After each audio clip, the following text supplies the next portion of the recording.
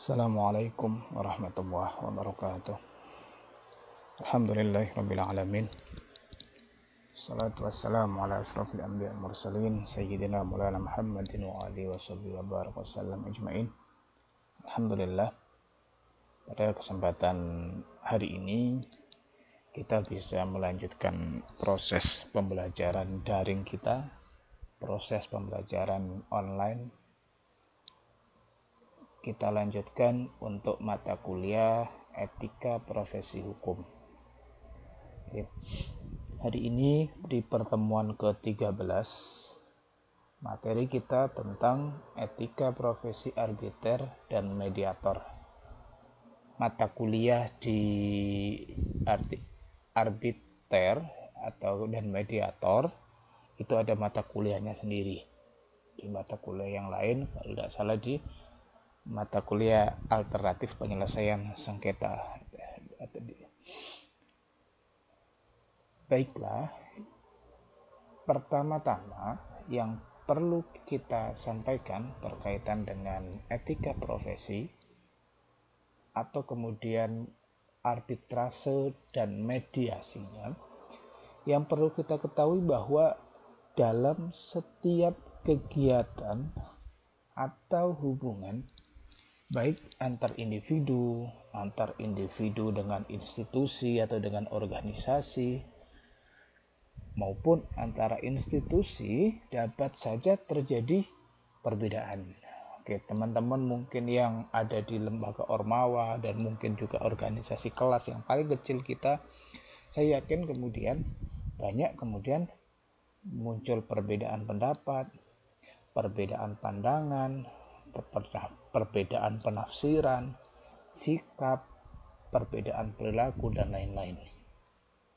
Hal ini dalam kehidupan kita sangat wajar. Akan tetapi, jika perbedaan-perbedaan itu tidak terselesaikan dengan baik, tidak bisa kita kemudian berdamai dengan perbedaan pandangan, kemungkinan besar akan menimbulkan yang namanya perselisihan. Maka perselisihan yang perlu diselesaikan inilah yang kemudian kita sebut dengan sengketa. Maka adanya arbitrase, adanya proses mediasi itu dalam rangka perselisihan untuk menyelesaikan perselisihan yang menimbulkan sengketa. Jika kemudian perselisihan itu kita bisa berdamai dengan perbedaan dan seterusnya dan tidak menimbulkan sengketa apapun, it's okay. Kita bicara tentang ini sunnatullah terkait dengan perbedaan antara kita dengan orang lain.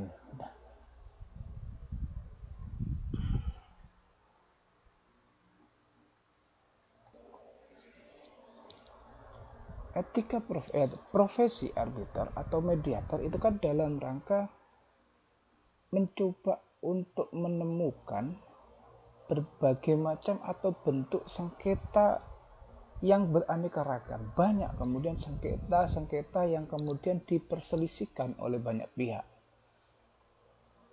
Berbagai macam faktor yang melatar belakanginya serta pihak-pihak yang terlibat di dalam proses sengketa itu. Maka dalam menentukan siapa macam bentuk sengketa yang kemudian ada, itu kan perlu dilakukan analisa, perlu dilakukan kajian yang mendalam. Maka ini membutuhkan yang namanya keahlian khusus yang diantaranya dimiliki oleh arbiter dan mediator. Tidak semua orang bisa untuk melakukan perdamaian antara dua kubu atau lebih 3 kubu yang berselisih. Tapi itu ada kemudian proses pelatihannya, proses kursus atau pendidikannya yang kenapa kemudian kita arbiter dan mediator dimasukkan di etika sebagai profesi khusus, ya karena dengan keahlian mereka itu melalui proses pendidikan dan juga latihan. Sebagaimana pengertian awal kita ketika kita bicara perbedaan antara profesi dengan pekerjaan yang lainnya. Maka ada kemudian berdasarkan pihak-pihak yang bersengketa, kita bisa kelompokkan dalam bidang-bidang tertentu yang sebenarnya bisa saja kemudian ada tumpang tindih antara satu dengan yang lainnya. Yang pertama, sengketa biasanya antar individu. Sengketa antar individu, misalnya, ini perselisihan dalam keluarga, ada perceraian, masalah anak, harta warisan, dan lain-lainnya.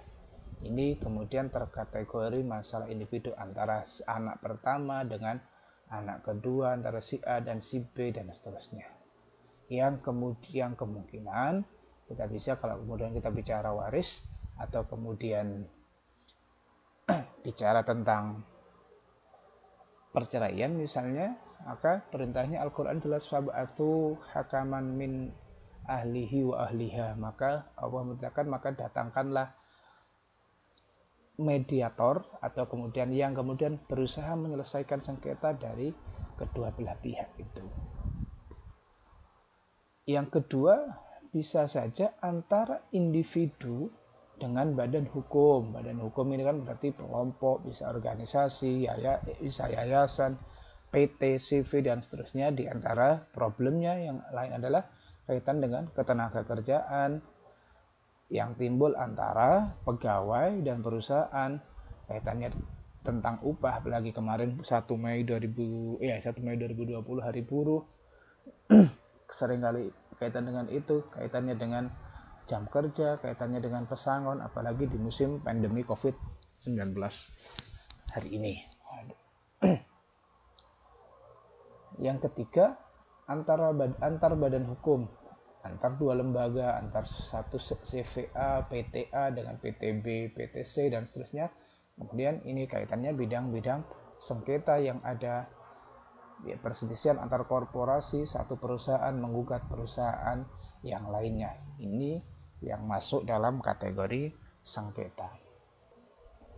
Maka jika sampai terjadi sengketa seperti halnya contoh-contoh ini tadi, prosesnya, penyelesaiannya bisa kemudian ada 4 pilihan.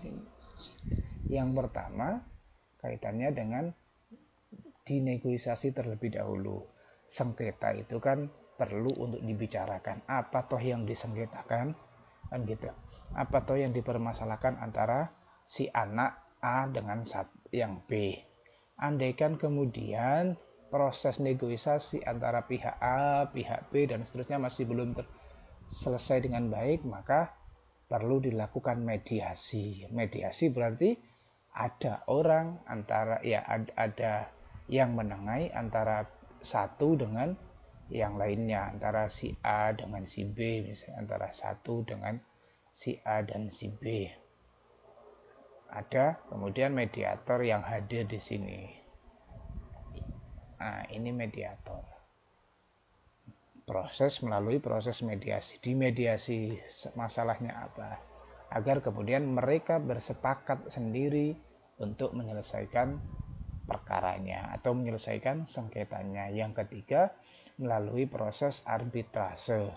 Jika kemudian dirasa proses mediasi masih gagal, mungkin bisa lanjut ke proses arbitrase yang kemudian melibatkan para arbiter di sini. Yang keempat, baru kemudian jika hasil putusan arbitrase misalnya tidak memuaskan, terjadi hal-hal yang lainnya, maka alternatif terakhir adalah pengadilan.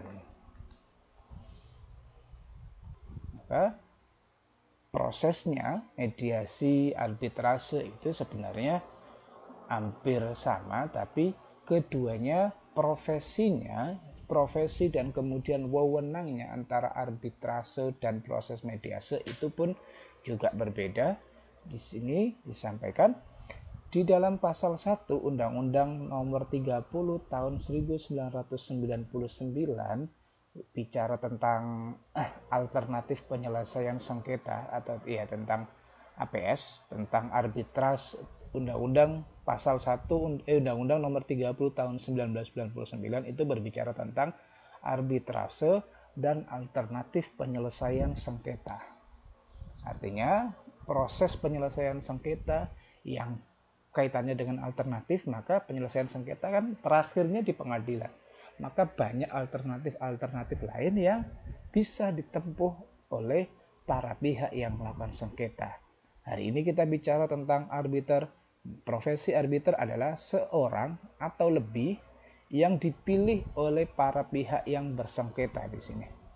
Yang dipilih oleh para pihak yang bersengketa atau yang ditunjuk oleh pengadilan atau oleh lembaga arbitrase untuk memberikan putusan mengenai sengketa tertentu yang diserahkan melalui proses arbitrase.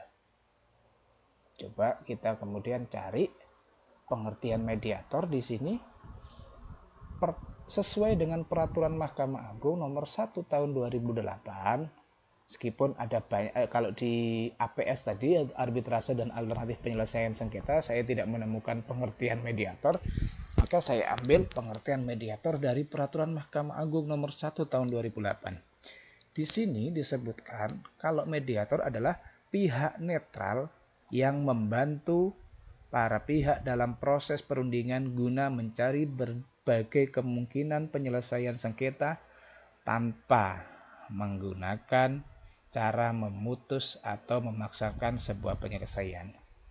Maka tadi bedanya, kalau arbiter melalui proses arbitrase kemudian ada putusan, ya kan? Ada putusan tertentu yang kemudian dikeluarkan oleh badan arbitrase atau para arbiter itu atas sengketa tertentu. Tapi kalau mediator hanya memediasi para pihak saja untuk membantu para pihak dalam proses perundingan. Dia posisinya di tengah, tidak memutuskan satu perkara yang disengketakan. Nah, tidak boleh memutuskan. Biarkan para pihak yang melakukan keputusannya sendiri. Misalnya terkait dengan mediasi perceraian, biarkan para pihak yang memilih. Karena penyelesaiannya mungkin bisa di pengadilan nanti, andaikan proses mediasi masih gagal. Oke. Maka proses arbitrase yang dilakukan oleh arbiter, cara penyelesaian suatu sengketa perdata, di luar peradilan yang didasarkan pada perjanjian arbitrase yang dibuat secara tertulis oleh para pihak yang bersengketa. Para pihak yang bersengketa itu silahkan kemudian memilih arbiter yang kemudian akan dicoba untuk menyelesaikan sengketa sebelum memilih pilihan terakhir, yakni proses peradilan. Kalau mediator dengan proses mediasinya, cara penyelesaian sengketa melalui proses perundingan untuk memperoleh kesepakatan pada pihak dengan dibantu oleh mediator. Ini perbedaan antara arbiter dan mediator. Oke. Kaitannya dengan etika, kaitannya dengan kode etik dalam arbitrase dan mediator atau dalam arbitrase dan mediasi. Kegiatannya arbitrase, orangnya arbiter. Kegiatannya mediasi, orangnya mediator. Oke. Menurut di dalam Ethics for International Arbitrators diputuskan diantaranya sesuai dengan kesepakatan International Bar Association tahun 1987 sudah ada yang kemudian digunakan sebagai rujukan dalam menentukan etika di masing-masing pada arbiter itu. Diantaranya aturan ini International Bar Association memfokuskan pada kewajiban etika para arbiter dalam persidangan arbitrase, lebih berfokus pada bagaimana sikap yang mestinya dilakukan oleh para arbiter dalam proses persidangan arbitrase itu. prosesnya, tidak kemudian kaitannya dengan di luar proses peradilan, di luar proses persidangan, bukan proses peradilan. Untuk di Indonesia tadi sebagaimana saya sebutkan di awal, misalnya kaitannya dengan banyak model-model atau kemudian macam-macam sengketa yang kemudian terjadi antara orang satu, atau dalam pengertiannya sengketa individu, kemudian ada antara sengketa antara individu dengan badan hukum, antara sengketa antar badan hukum misalnya. Kan berbagai macam sengketanya yang kemudian dicarikan, harapannya agar kemudian putusan yang didasarkan itu adalah putusan yang kemudian mencari win-win solution untuk agar kemudian masing-masing pihak merasa tidak ada yang dirugikan dari perjanjian sebelumnya atau kesepakatan sebelumnya.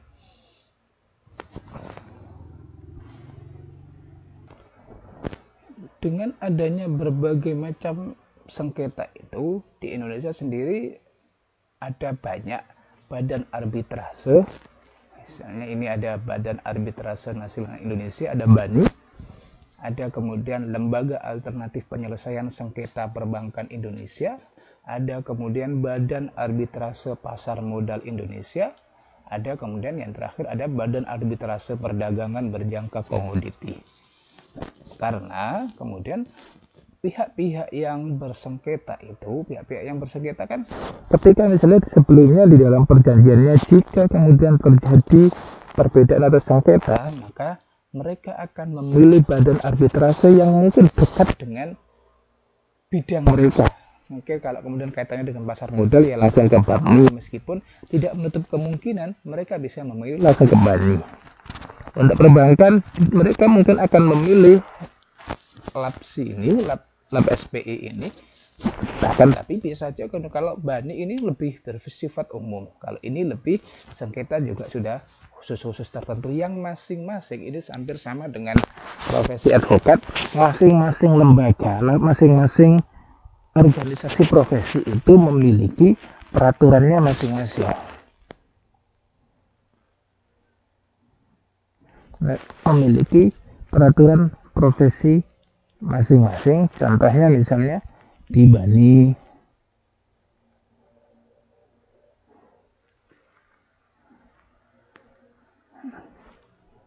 ini kode etik BANI, di sini ini peraturan BANI tentang arbiter, mediator, dan kode etika. Ini ada banyak, silakan kemudian dibaca beberapa etika yang perlu ditaati oleh para untuk profesi arbiter di BANI. Masing-masing punya. Ini diantaranya adalah bertakwa kepada Tuhan, menghormati dasar hukum negara, jujur, sanggup menjalankan tugas, berorientasi kepada penegakan keadilan, hampir sama standar sebenarnya, bersikap independen dan tidak memihak, menjaga kewibawaan, menghormati para pihak untuk didengar keterangannya, menjaga kerahasiaan data, dan seterusnya. Di antaranya juga BANI atau arbiter tidak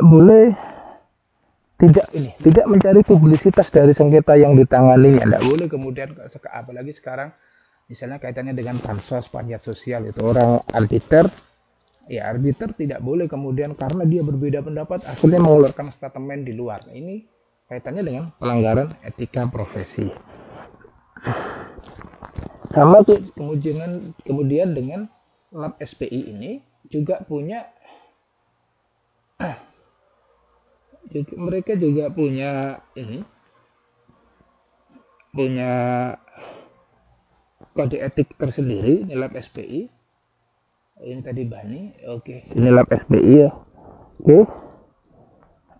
Ini mereka di organisasi profesinya masing-masing memiliki Peraturan Lembaga Alternatif Penyelesaian Sengketa Perbankan Indonesia tentang Kode Etik Mediator atau Adjudikator Arbiter Pengurus Lembaga Alternatif Penyelesaian Sengketa Perbankan Indonesia. Sebenarnya tidak terlalu mencolok perbedaannya, hampir sama juga kaitannya dengan etika lembaga, profesi, hubungan kerja, dan seterusnya, termasuk model penegakan etika profesi masing-masing itu. BAPMI juga punya, ini BAPMI, mereka punya etika perilaku atau Code of Conduct Arbiter di Pasar Modal Indonesia. Hampir sama sebenarnya etikanya. Begitu juga tentang Bakti juga memiliki kode etik sendiri. Ini kode etik perdagangan berjangka komoditi. Lebih banyak memang kaitannya dengan ekonomi ya, ada hubungan bisnis dan seterusnya. Nah ini kan wilayahnya anak hukum bisnis syariah ini di proses-proses ini. Oke, terakhir, maka simpulan saya terkaitan dengan etika arbiter, sebenarnya etika arbiter itu ya ini, diantaranya kewajiban untuk menjaga kerahasiaan. Apapun itu harus dijaga kerahasiaannya, sengketa masing-masing pihak antara satu dengan yang lain tetap harus dijaga. Menjaga kerahasiaan itu yang paling utama dari arbiter. Bias dalam menjatuhkan putusan, tidak boleh kemudian bias dalam menjatuhkan putusan ada kepentingan satu dengan yang lainnya.